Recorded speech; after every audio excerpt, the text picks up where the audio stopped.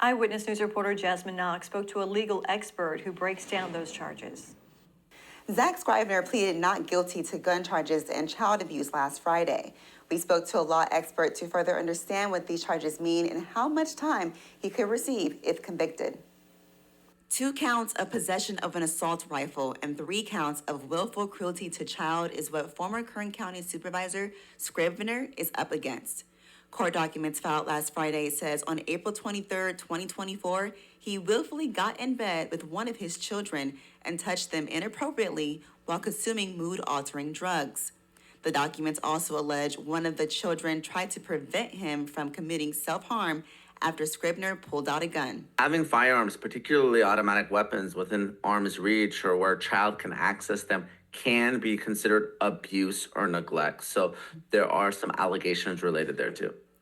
So why was he officially being charged 10 months later? Former federal prosecutor Neama Rahmani says one of the reasons is because the Kern County's district attorney is his aunt. Because the county has a conflict, this case had to go to the Attorney General's office, where Rob Bonta's office took over prosecution of the case. After extensive investigation, Rob Bonta briefly spoke on this case on Tuesday, stating this criminal complaint filed is all true. We spoke to witnesses and victims and examined all the evidence to come up with a fair, appropriate decision in the case. Eyewitness News reached out to Kern County Supreme Court for a probable cause report that would entail specific facts and evidence found that led to his arrest.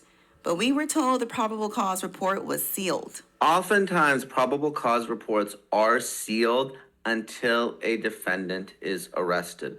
Now that he's been arrested, they should be unsealed. Now, there may be information related to minors that is confidential. If that's the case, the court could redact parts of the report or choose to keep it sealed entirely. Now, just how long could Scrivener be sentenced if found guilty on these charges? If he pushes the case all the way to trial, and very few cases go all the way to trial, and he's convicted, he's looking at years in state prison. Zach Scrivener's next court date is on May 1st, which will be a motion hearing. The prosecution team will need to provide evidence to the defense regarding these allegations. There may also be talks about a plea offer or even dismissing the case altogether.